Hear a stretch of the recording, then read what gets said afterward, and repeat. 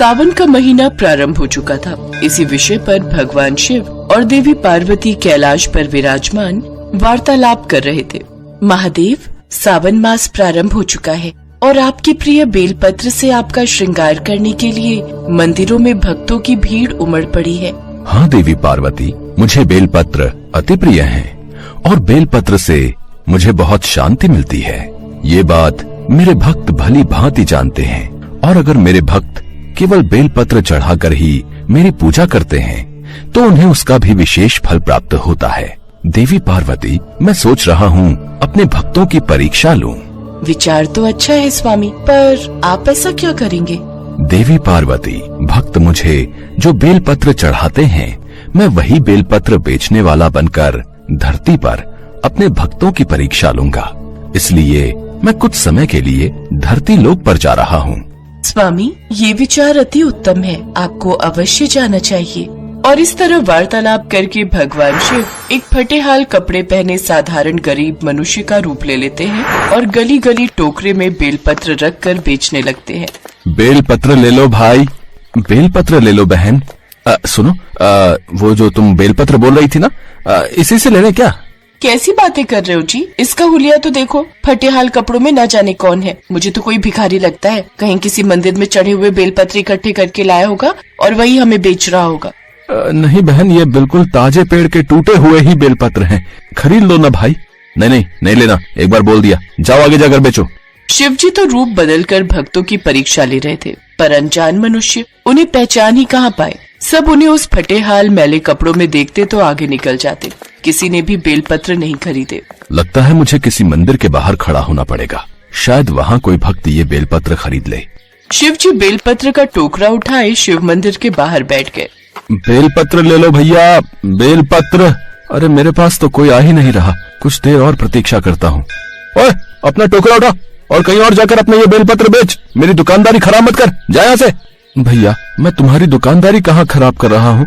मैं तो एक तरफ बैठा हूँ और देखो, मेरे से तो कोई भी बेलपत्र नहीं खरीद रहा, सब तुम्हारी दुकान पर ही तो खड़े हैं। हाँ तो तू क्या समझता रे? तुझ भिखारी से कोई बेलपत्र खरीदेगा?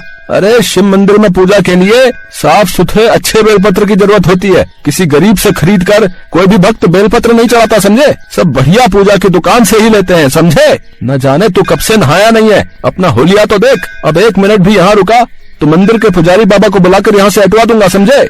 जाता हूँ भाई, जाता हूँ। भोलेनाथ तुम पर कृपा करें। शिवजी अभी वहाँ से जा ही रहे थे कि तभी भोला नाम का एक गरीब मजदूर ये सब देख लेता है और वो शिवजी के पास आता है।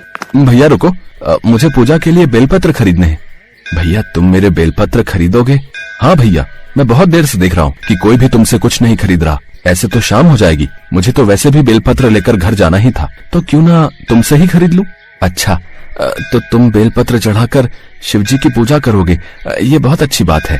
पर तुम मेरा हुलिया देखकर भी ये बेलपत्र खरीद रहे हो?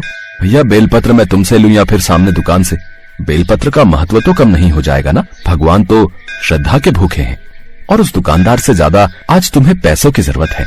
तो अगर मैं ये बेलपत्र खरीद कर तुम्हारी थोड़ी सी मदद कर सकूं तो मुझे बहुत अच्छा महसूस होगा। भैया, ये बेलपत्र तो मैं अपनी पत्नी के लिए लेकर जा रहा हूँ। वो भगवान शिव की बहुत पूजा करती है और हर वर्ष सावन के व्रत करती है। इस वर्ष व्रत नहीं कर पाई, इसलिए घर पर ही पूजन कर रही है। अच्छा, इसका क्या कारण है भाई? मेरी पत्नी गर्भवती है, बस कुछ ही दिनों में हमारे घर बच्चे का जन्म होने वाला है, इसलिए मैंने ही अपनी पत्नी शोभा से कहा कि वो घर पर ही शिवजी की पूजा कर ले। मैं उसके लिए बेलपत्र खरीदने ही निकला था, अचानक तुम पर मेरी नजर पड़ गई। पर क्या भैया, तुम बेलपत्र नहीं खरीदोगे? नहीं, ऐसी बात नहीं है, मेरे पास बस 7 ही रुपए हैं। तुम मुझे 7 रुपए के बेलपत्र दे दोगे? 2 दिन से मजदूरी का काम नहीं मिला, इसलिए घर पर पैसे नहीं थे। 10 रुपए की भोग लगाने के लिए बर्फी खरीदी है, मेरे पास अब 7 ही रुपए बचे हैं। अरे भैया, एक काम करो, तुम ये सारे बेलपत्र ले जाओ। वैसे भी मैं घर ही जा रहा था, अब कल ही बेचने के लिए आऊंगा, शायद कल और कमाई हो जाए। तुम मुझे कल इन बेलपत्र के पैसे दे जाना, मैं तो यही बैठता हूँ। बहुत बहुत शुक्रिया भैया, मैं कल तुम्हें पैसे दे जाऊंगा, ठीक है? बताओ, है पहले ही भिखारी है और मुफ्त में बेलपत्र दे रहा है। पता नहीं कैसे कैसे लोग हैं भैया इस दुनिया में है। मंदिर के बाहर दुकानदार उन पर हंसने लगा। शिवजी मुस्कुराए और वहाँ से चले गए। भोला भी बेलपत्र लेकर घर आ गया। घर आकर उसने अपनी पत्नी शोभा को सारी बात कही। आपने ये बहुत अच्छा किया, साथ ही साथ भला हो उस बेलपत्र वाले का जिसने आपको बिना पैसे के ये इतने सारे बेलपत्र दे दिए। इनमें से कुछ भगवान को चढ़ाकर बाकी रख देती हूँ, रोजाना की पूजा में काम आ जाएंगे। भगवान शिव और देवी पार्वती कैलाश पर विराजमान थे और वो मुस्कुरा रहे थे। भगवान शिव तो भोला की दयालुता का फल उसे प्रदान कर ही चुके थे, उन बेल पत्र को सोने के बनाकर। अगले दिन शोभा और भोला जब सोकर उठे, शोभा पूजा के लिए टोकरी में से बेलपत्र लेने लगी तो वो हैरान रह गई। सारे बेलपत्र सोने के बेलपत्र बन चुके थे। सुनो जी, ये क्या चमत्कार है? ये बेलपत्र तो सोने के बन गए, ये कैसे हो सकता है? हाँ शोभा, ये तो सोने के बन गए। वो आदमी कौन था जिसने मुझे ये चमत्कारी बेलपत्र दिए? शोभा, मैं अभी आता हूँ। भोला मंदिर में उस आदमी को ढूंढने लगा, पर उसे वो बेलपत्र बेचने वाला आदमी कहीं भी नजर नहीं आया।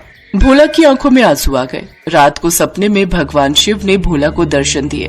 भोला, मैं तो परीक्षा लेने के लिए धरती पर आया था। तुम बहुत दयालु हो।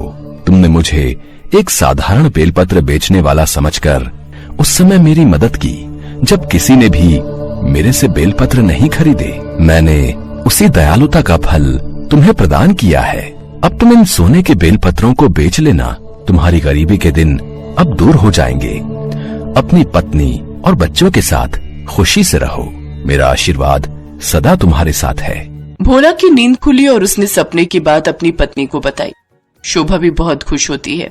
भोला और शोभा को उनकी शिव भक्ति का फल मिल जाता है और उनके जीवन में खुशियां आ जाती हैं। कहते हैं कोई भी पूजा बिना स्वच्छ मन से संपूर्ण नहीं होती। व्यक्ति को यदि पूजा का उचित फल लेना है तो उसके लिए उसे अपने मन को स्वच्छ बनाना है, तभी भगवान उसे पूजा का विशेष बल प्रदान करते हैं।